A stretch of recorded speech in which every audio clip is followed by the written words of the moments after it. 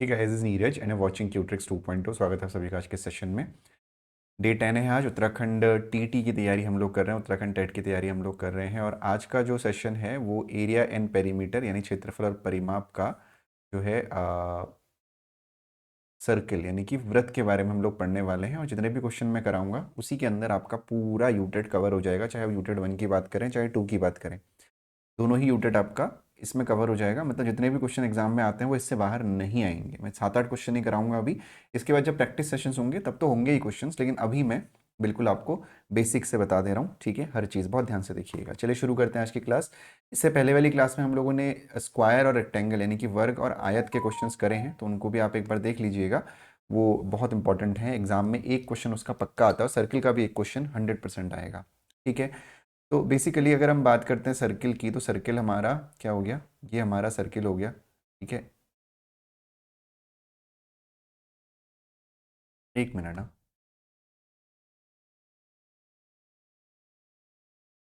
ये हमारा सर्किल हो गया। ठीक, तो अब इस सर्किल में दो चीज़ें, सिर्फ दो ही फॉर्मूले आपको पढ़ने हैं यूनिट के हिसाब से, उससे ज़्यादा पढ़ने की ज़रूरत नहीं है। ठीक है, दो फॉर्मूले पढ़ने हैं। पहले पढ़ना है आपको सरकमफेरेंस। क्या पढ़ना है?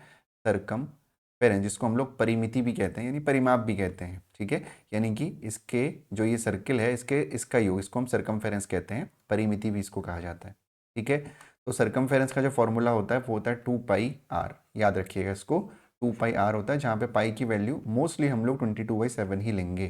ठीक है, दूसरा आपको जो ध्यान रखना है एरिया, तो एरिया का फॉर्मूला होता है πr², और यहाँ पे भी पाई की वैल्यू 22/7 ही ली जाएगी। एरिया का मतलब इसके अंदर वाला एरिया। तो इन्हीं दो फॉर्मूलों पे सभी सर्कल के क्वेश्चन हो जाते हैं और कोई दिक्कत नहीं आती है। अब बेसिक क्वेश्चन तो आपसे वो पूछेगा नहीं कि भाई ये आपको रेडियस दे दी गई है, आप सर वो निकालो, सरकमफेरेंस निकालो या एरिया निकालो, इतना बेसिक क्वेश्चन नहीं आएगा। ठीक है, तो क्वेश्चन जो आएगा वही सारे क्वेश्चंस मैं आज कराने वाला हूँ। शुरू करते हैं पहले क्वेश्चन के साथ। पहला क्वेश्चन, बहुत ध्यान से हर एक क्वेश्चन को देखिएगा। छोटी छोटी चीज़ें मैं डिस्कस करूंगा जो कि आपके लिए बहुत हेल्पफुल होने वाली हैं। यदि एक वृत्त की परिधि और क्षेत्रफल संख्यात्मक रूप से बराबर है तो वृत्त का व्यास क्या होगा? If the circumference and the area of a circle are numerically equal, what is the diameter of the circle? अब यहाँ पे एक चीज़ और समझनी है आपको। जैसे ये सर्किल है, तो सर्किल में जो इसका सेंटर होता है, जो केंद्र बिंदु होता है, केंद्र बिंदु से यहाँ तक, इसको हम क्या कहते हैं इंग्लिश में? रेडियस कहते हैं। क्या कहते हैं? रेडियस कहते हैं, यानी कि हिंदी में कहते हैं इसको त्रिज्या। क्या कहते हैं? त्रिज्या। और जब इस रेडियस को डबल कर दिया जाता है तो इसको हम क्या कहते हैं? इसको हम कहते हैं डायामीटर। क्या कहते हैं? डायामीटर। तो डायामीटर का मतलब क्या होता है? व्यास। क्या होता है? व्यास। ठीक है, तो हम यहाँ पे ये भी बोल सकते हैं कि अगर रेडियस को हम आर बोल रहे हैं तो जो डायमीटर हो जाएगा वो 2r हो जाएगा, यानी r+r हो जाएगा। यहाँ पे आपको r+r ही पूछा जा रहा है, यानी डायमीटर पूछा जा रहा है आपसे, 2r की वैल्यू पूछी जा रही है। तो क्वेश्चन को समझते हैं। क्या बोला जा रहा है? वृत्त की परिधि, जिसको हम लोग परिमिति या सरकमफेरेंस भी कहते हैं, क्षेत्रफल संख्यात्मक रूप से बराबर है। मतलब एग्जाम्पल के लिए अगर 2πr की वैल्यू एग्जाम्पल के लिए मान लेते हैं कि 100 है, तो जो πr² की वैल्यू है वो भी 100 है। बिल्कुल ऐसा पॉसिबल है।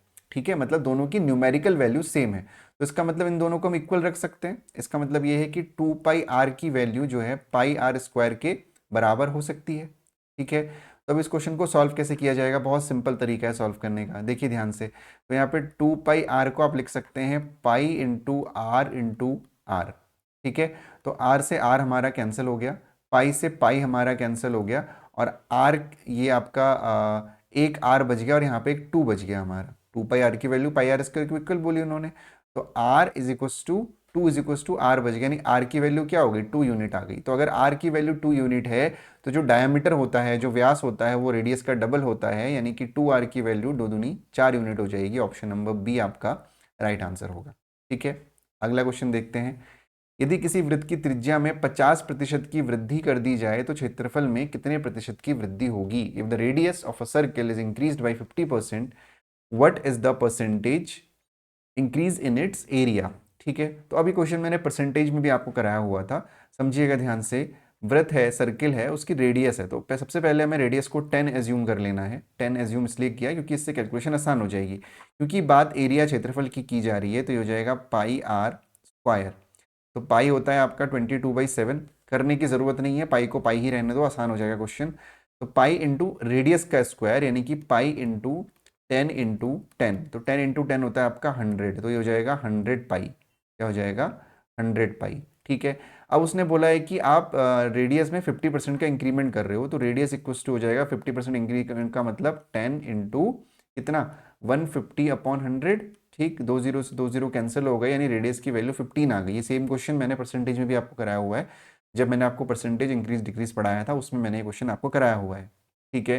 तो रेडियस की वैल्यू 15 हो गई। अगर रेडियस की वैल्यू 15 है तो ये हो जाएगा पाई आर स्क्वायर, यानी पाई इंटू 15 इंटू 15, ठीक है। यानी 15 का स्क्वायर होता है 225, यानी कि 225 पाई आपका ही हो जाएगा। अब आप अच्छे से जानते हैं अगर कोई वैल्यू 100 थी, वो वैल्यू 225 हो गई, तो वो 125% का इंक्रीमेंट हुआ है, यानी ऑप्शन नंबर सी आपका राइट आंसर होगा, ठीक है। अगला क्वेश्चन है, एक पहिया 1.1 किलोमीटर की दूरी तय करने में 500 चक्कर लगाता है, पहिए का व्यास ज्ञात करिए। A wheel makes 500 revolutions in moving a distance of 1.1 kilometre, find the diameter of the wheel. अब यहाँ पे एक बात आपको समझनी है, देखिए मैं समझा देता हूँ आपको। ये जो रिवॉल्यूशन वाले क्वेश्चन होते हैं आपको बहुत परेशान करते हैं, ठीक है, लेकिन बहुत ईजी होते हैं। ध्यान से समझिएगा, मेरी तरफ देखिएगा। एक पहिया है, ठीक, मान लेते हैं मेरे सामने कि एक मैंने पहिया आपके लिए बना रखा है टेम्परेरी समझाने के लिए। देखिए ये एक पहिया बना रखा है मैंने आपके लिए, ठीक। अब इस एक पहिए का रिवॉल्यूशन का क्या मतलब है, मान लेते हैं ये पहिया एक सड़क पर है, जो सड़क ये है, ठीक। इस सड़क पर ये पहिया यहाँ पे भी स्टार्टिंग है, तो उसका एक चक्कर का क्या मतलब है कि जहां पे ये सड़क में भी टच कर रहा है, इस पॉइंट पे ये टच कर रहा है, ये घूमा घूमा घूमा घूमा घूमा घूमा और वापस जब उसी पॉइंट पे जाके रुका तो ये एक चक्कर पूरा कर रहा है, राइट। इसका क्या मतलब है कि एक रिवॉल्यूशन यानी एक चक्कर में कितनी दूरी तय कर रहा होगा, एक चक्कर में दूरी तय कर रहा होगा। इस पहिए को अगर मैं खोल दूं, इस पहिए को, मुझे पता है कि यहां से स्टार्ट हुआ है, वापस यहीं पहुंचेगा तभी एक रिवॉल्यूशन पूरा होगा। ये पहिया मैंने खोल दिया, ठीक है, स्टार्ट यहां से हुआ था, यहां पे खत्म हो गया। इसका मतलब एक चक्कर जो होता है आपका, जो एक रिवॉल्यूशन होता है, वो पहिए की लेंथ के बराबर होता है, और लेंथ यहां पे सरकमफेरेंस के बराबर होती है। जो लेंथ होती है वो सरकमफेरेंस के यानी परिधि के बराबर होती है। आया समझ में? तो मैंने दो बातें आपको बताई। पहला कि जो जो आपका एक रिवॉल्यूशन होगा, जो एक चक्कर होगा, वो सरकमफेरेंस के बराबर होगा, ये आपको ध्यान रखना है, ठीक है। क्या होगा? सरकमफेरेंस के बराबर होगा, ठीक। तो अब समझिएगा दूसरी चीज क्या है, दूसरी चीज ये है कि जो इसकी सरकमफेरेंस होगी वही इसकी लेंथ के बराबर होगी अगर हम पहिए को ओपन कर देते हैं तो हमें यहां से ये मिला कि हमें ये पता है कि जो आपका वन राउंड होता है, जो आपका टायर है, जो पहिया है, उसका वन राउंड जो है सरकमफेरेंस के बराबर होता है, यानी कि 2 पाई आर के बराबर होता है, ठीक है। One round is equal to 2 pi r, ठीक। अब हमें ये समझना है, देखिए one round equal to 2 pi r के बराबर होता है। अब हमने ये देखा कि 500 राउंड में, यानी कि 500 रिवॉल्यूशन में जो है ये आपका कितना चल रहा है, 1.1 किलोमीटर चल रहा है, लेकिन जो आंसर हमें दिए हुए हैं वो 70 मीटर में दिए हुए हैं। तो किलोमीटर को सेंटीमीटर में कन्वर्ट करेंगे, तो सबसे पहले किलोमीटर से मीटर में कन्वर्ट करेंगे, यानी 1.1 इंटू 1000 हमने कर दिया इसको, ठीक है। यानी 1 किलोमीटर में होते हैं 1000 मीटर, ठीक। तो ये हो जाएगा 1100 मीटर, ठीक हो गया, 1100 मीटर हो गया, ठीक है। अब इस मीटर को सेंटीमीटर में चेंज करेंगे तो हो जाएगा 110000 सेंटीमीटर, क्योंकि एक मीटर में 100 सेंटीमीटर होते हैं। इसका मतलब 500 रिवॉल्यूशन में ये 1,10,000, ठीक है, सेंटीमीटर चल रहा है, ठीक है। एक एक रिवॉल्यूशन में इतना चल रहा है, 500 रिवॉल्यूशन में, 500 राउंड में इतना चल रहा है। तो ये एक राउंड में कितना चलेगा, एक रिवॉल्यूशन या राउंड जो भी आपका उसमें कितना चलेगा, 110000 अपॉन 500 चलेगा। तो 20 से 20 हमने कैंसिल कर दिया, 5 2 ज़ा 10, 5 2 ज़ा 10, 0, यानी कि 220 सेंटीमीटर चलेगा एक रिवॉल्यूशन में या एक राउंड में। एक राउंड 2 पाई आर के बराबर है और एक राउंड में जो चल रहा है वो इतना है। इसका मतलब 2 पाई आर की जो वैल्यू है वो 220 हो गई। आपको व्यास निकालना है, आपको डायमीटर निकालना है, तो आप रेडियस की वैल्यू निकालेंगे यहाँ से। तो रेडियस की वैल्यू हो जाएगी 220 अपॉन 2 पाई, तो पाई का मतलब 22 अपॉन 7। 22 1 ज़ा 22, 0, 2 5 ज़ा 10, 5 7 ज़ा 35, यानी रेडियस की वैल्यू कितनी आ गई, 35 सेंटीमीटर आ गई। लेकिन आपसे यहाँ पे डायमीटर पूछा गया, तो डायमीटर होगा 35 का डबल, यानी कि 70 सेंटीमीटर। ऑप्शन नंबर बी आपका बिल्कुल राइट आंसर होगा। तो ये पहिए वाला क्वेश्चन एक 100% आता है, तो इसमें गलती मत करके आना, ठीक है। अगला क्वेश्चन देखते हैं। द नेक्स्ट क्वेश्चन इज, एक तार को वर्ग के रूप में मोड़ा जाता है जिसका क्षेत्रफल 121 वर्ग सेंटीमीटर है। यदि उसी तार को वृत्त के रूप में मोड़ा जाए तो वृत्त का क्षेत्रफल क्या होगा? A wire is looped in the form of square of area 121 square centimeter. If the same wire is bent into the form of a circle, what will be the area of the circle. तो सबसे पहले तो एक तार की बात की जा रही है, तो मान लेता हूँ कि मेरे पास एक ये तार है, ठीक है, ये एक तार है मेरे पास, राइट। इस तार को सबसे पहले मैंने वर्ग के रूप में मोड़ा, यानी कि पहले स्क्वायर के फॉर्म में कन्वर्ट किया। तो इसको मैंने इससे एक स्क्वायर बनाया, तो छोटा सा स्क्वायर मेरा बनेगा, कुछ इस तरह का स्क्वायर मेरा बन गया। और स्क्वायर का जो एरिया है वो 121 है। अब मैंने कल परसों आपको एरिया बता रखा है, अगर इसका एरिया 121 है, इसका मतलब इसकी साइड 11 होगी, क्योंकि 11 का स्क्वायर ही 121 होता है, 11 गुणा 11 121 होता है, ठीक है। 11 हो गया, राइट। नाउ क्षेत्रफल 121 वर्ग हुई, इससे हमें ये मिल गया। अब यदि इसी तार को वृत्त के रूप में मोड़ा जाए, अब ये जो तार है इसी से हमने एक सर्किल बना दिया, ठीक है। अब एक बात समझिएगा, इसी वायर से ये आपका भी बना हुआ है एक स्क्वायर यानी कि वर्ग, और उसी वायर से सर्किल भी बना हुआ है। कहने का मतलब ये है कि इस वायर की जो लेंथ होगी वो लेंथ इस स्क्वायर के पेरीमीटर के बराबर होगी। सिमिलरली वही लेंथ इस सर्किल के भी सरकमफेरेंस यानी कि परिधि के बराबर होगी। तो हमें ये पता है कि इसकी जो परिधि होगी वो कितनी होगी, 11 इंटू 4 44 सेंटीमीटर हो जाएगी इसका जो आपका पेरीमीटर होगा, और ये इसकी लेंथ भी होगी। सिमिलरली यही इसका पेरीमीटर भी होगा। इसका पेरीमीटर का फॉर्मूला होता है 2 पाई आर, यानी कि 2 पाई आर की वैल्यू होगी 44।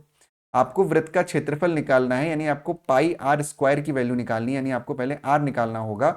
तो आर की वैल्यू हो जाएगी 44 अपॉन 2 पाई, पाई का मतलब है 22 इंटू 7। तो 22 से कट गया, 2 टाइम्स 2 से 2 कट गया, यानी रेडियस आपका 7 आ गया। पाई आर स्क्वायर आपको निकालना है 22 आर स्क्वायर का मतलब है 7 इंटू 7, 7 से 7 कट गया, 7 टू ज़ा 14, 7 टू ज़ा 14 और 115, 154 सेंटीमीटर आंसर होगा। अगला क्वेश्चन है, दो वृत्तों की परिधि का अनुपात 2:3 है, उन्हें क्षेत्रफलों का अनुपात क्या होगा? The ratio of the circumference of two circles are 2:3, what is the ratio of their areas? दो वृत्तों की परिधि का अनुपात 2:2 है, 3 है। परिधि की बात की जा रही है, यानी कि डायमीटर की बात की जा रही है, तो सॉरी सर्कमफेरेंस की बात की जा रही है। तो मान लेते हैं पहले वाले का रेडियस स्मॉल आर है, दूसरे वाले का कैपिटल आर है, यानी 2 pi small r upon 2 pi capital R की जो वैल्यू है वो 2/3 है, ठीक है। 2 पाई से 2 पाई कैंसिल हो जाएगा। स्मॉल आर की वैल्यू आपकी 2x मान लीजिए आप, और जो कैपिटल आर है उसकी वैल्यू आप 3x मान लीजिए, ठीक है। क्षेत्रफलों का अनुपात यानी कि pi are square upon pi are square, pi से pi cancel, R square upon R square, यानी 2 का x का होल स्क्वायर अपॉन 3x का होल स्क्वायर। तो ये हो जाएगा 4x square upon 9x square, x square से एक्स स्क्वायर कैंसिल हो गया, तो ये हो जाएगा 4/9। Option number B is your right answer. अगला प्रश्न है, 14 सेंटीमीटर भुजा वाले एक वर्ग के अंदर खींचे जा सकने वाले सबसे बड़े वृत्त का क्षेत्रफल क्या है? इंपॉर्टेंट क्वेश्चन है, ध्यान से देखिए। 14 centimetre, what is the area of the largest circle that can be inscribed in the square of side 14 centimetre? सबसे पहले हमने क्या बनाया, सबसे पहले हमने एक स्क्वायर बनाया, ठीक है। इस स्क्वायर में हमने बनाया एक सर्किल, क्या बनाया हमने, एक सर्किल बनाया, ठीक है। तो सर्किल थोड़ा सा यहाँ पे क्योंकि दिक्कत हो सकती है,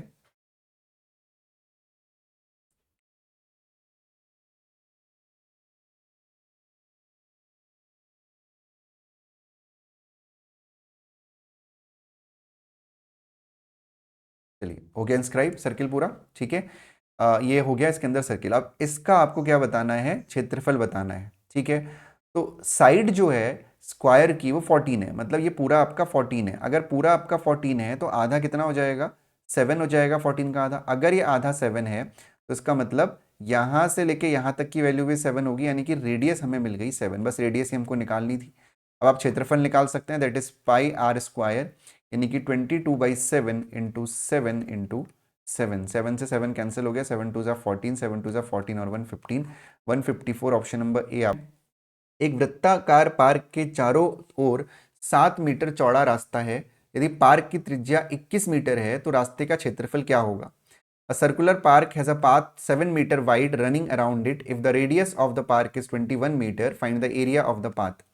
The right answer for the question is, कैसे करना है देखिए, 7 मीटर चौड़ा रास्ता, जैसे कल मैंने आप लोगों को जो स्क्वायर वाले क्वेश्चन कराए थे, ये वाले क्वेश्चन मैंने कल कराए थे ना, स्क्वायर वाला भी कराया था और एक रेक्टेंगल वाला भी कराया था, ठीक है ना। तो वैसा ही क्वेश्चन है, लेकिन यहाँ पे बस आपको सर्किल दिया गया है, ठीक है। तो एक वृत्ताकार पार्क है, मान लेते हैं कि एक आपका सर्कुलर पार्क है ये, ठीक है, और इसके चारों तरफ 7 मीटर चौड़ा रास्ता है, ठीक है। ये रास्ता हो गया 7 मीटर चौड़ा, ठीक। थोड़ा सा इसको मुझे एडजस्ट करना पड़ेगा, ठीक है।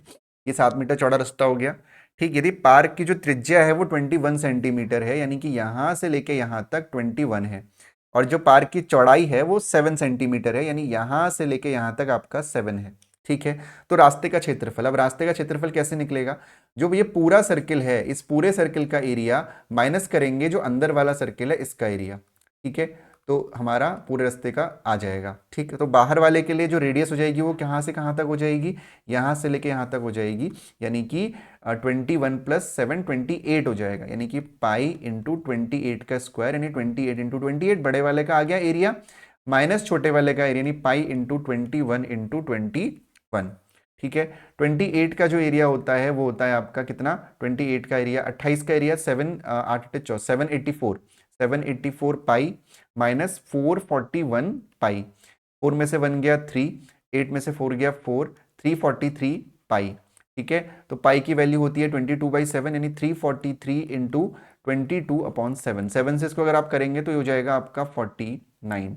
9 टू 18, एक ही ऑप्शन यूनिट डिजिट 8 वाला 1078 इज द राइट आंसर। आसान क्वेश्चन है, दिक्कत नहीं होनी चाहिए, आएगा एग्जाम में ऐसा क्वेश्चन। अगला प्रश्न है, एक वृत्त की परिधि 20% की कमी की जाती है, क्षेत्रफल में कितनी कमी होगी? The circumference of a circle is reduced by 20%, how much will the area be reduce? एक वृत्त की परिधि में 20% की कमी की जाती है। ठीक है, अब ये क्वेश्चन थोड़ा सा अलग है, अगर मैं इसको बहुत ट्रेडिशनल वे में आपको बताऊंगा तो बहुत लंबा जाएगा ये क्वेश्चन, और हो सकता है कि आपका आंसर भी गलत आए। तो सिंपली अगर परिधि में कम किया जाएगा, यानी कि जो आपका सर्कमफेरेंस है उसमें अगर आप 20% कम कर रहे हैं तो आप दो वैल्यूज में 20% कम कर रहे हैं। ठीक है, 2πr होता है ना, तो परिधि में कम करने का मतलब क्या है कि आपने जो है 20% ओवरऑल कम जरूर किया है, लेकिन आपने रेडियस में भी कम किया और पाई की वैल्यू में भी कम किया है। 2 तो है ही अपनी जगह स्टेबल। ठीक है, तो 20% कम में डायरेक्टली आप फॉर्मूला लगा दीजिए, -20 दोनों साइड कम होगा, minus into minus plus 400/100 percentage में मैंने ये फॉर्मूला आपको कराया था। तो 20 और 20 हो जाएगा 40, -40 प्लस 4 हो जाएगा, आंसर हो जाएगा माइनस का 36, यानी 36% की कमी होगी। Option number C is your right answer. अगला क्वेश्चन है, एक गाय को 14 मीटर लंबे रस्सी से एक वर्गाकार घास के मैदान में कोने में खूंटे से बांधा गया है, गाय द्वारा चरे जा सकने वाले क्षेत्र का क्षेत्रफल बताइए। सबसे पहले एक स्क्वायर फील्ड है। ठीक है, ये बहुत ही इंपॉर्टेंट क्वेश्चंस करा रहा हूं मैं सारे। यहां पे गाय को बांधा हुआ है खूंटे से, यहां से यहां तक मान लेते हैं उसकी रस्सी आ रही है, तो अगर रस्सी यहां तक आ रही है तो गाय जो है इतना ही एरिया चर सकती है। इसी का आपको एरिया बताना है, बहुत सिंपल है। रस्सी की लंबाई है 14 सेंटीमीटर, 14 मीटर।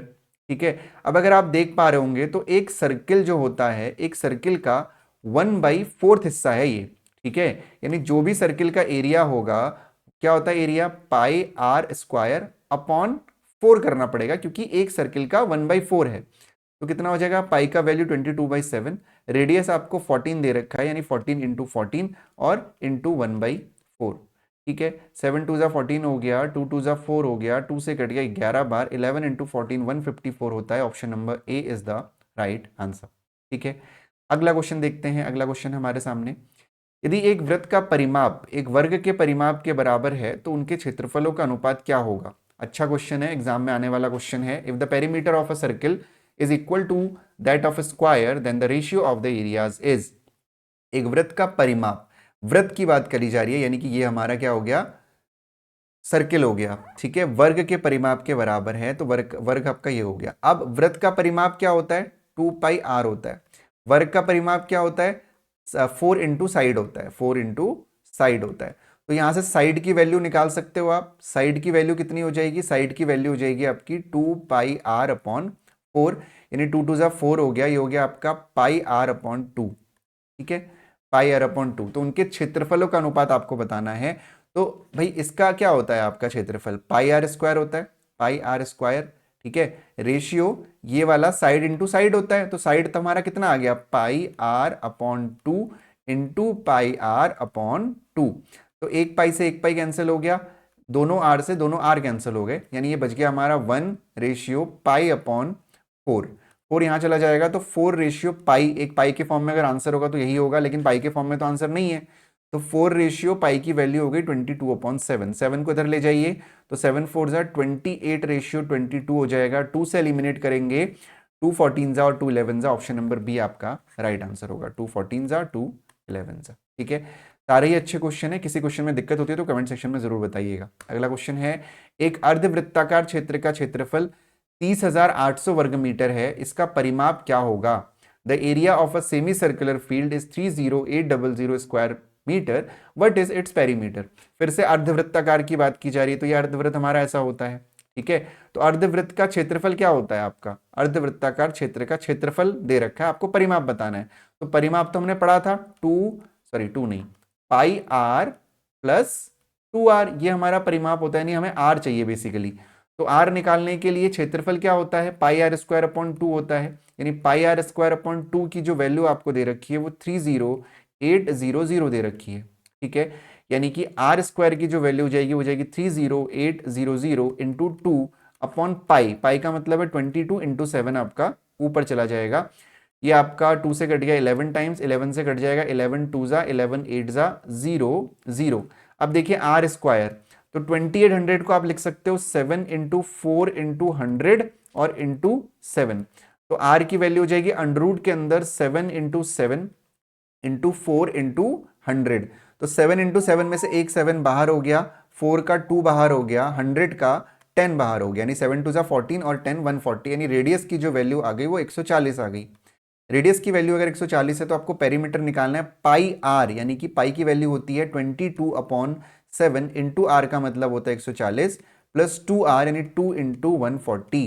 2 से इसको कट करेंगे, 2 7 2 जा 14 0, तो हो जाएगा 22 दूनी 44 यानी कि 440 प्लस 14 2 जा 28 280 0 8 4 12 4 2 6 1 7 720। Option number A is your right answer, ठीक है। तो सर्कल से रिलेटेड एरिया एंड पेरीमीटर के सारे क्वेश्चंस जो एग्जाम में आने वाले हैं मैंने सब करा दिए। इसका मतलब ये नहीं है कि ये आखिरी क्लास है। अभी जैसा कि मैंने आपसे बोला, मेरी कोशिश है कि पूरा सिलेबस में कंप्लीट करूं, क्योंकि सितंबर बहुत टाइम है, ये सब चीजें दोबारा रिवीजन भी हो जाएंगी और बहुत सारे क्वेश्चन हमको करने हैं। मैथ्स में 30 में से 30 क्वेश्चन हम लोग टारगेट करेंगे और आएंगे हमारे 30 में से 30। जो हमारे न्यूमेरिकल वाले क्वेश्चन है वो भी आएंगे हमारे, और जो पेडागोजी है मैथ्स वो भी मैं आपको पढ़ाऊंगा, ठीक है। Thank you so much for watching today's class. बहुत जल्द यूटेट की सारी क्लासेस शुरू हो जाएंगी। इंग्लिश की क्लास होली के बाद 15 मार्च से आपकी सारी क्लासेस शुरू हो जाएंगी। इंग्लिश की क्लास भी लाइव आएगी, ये वाली क्लास भी लाइव आएगी, साथ ही साथ आपकी सीडीपी और जो ईवीएस की क्लास है वो रिकॉर्डेड फॉर्म में आएगी, लेकिन आएगी जरूर, ठीक है। Thank you so much for watching. पढ़ते रहिए और नो लापरवाही। 120 से ऊपर नंबर लाने हैं तो अभी से पढ़ना पड़ेगा, ठीक है। Thank you so much, bye bye and take care.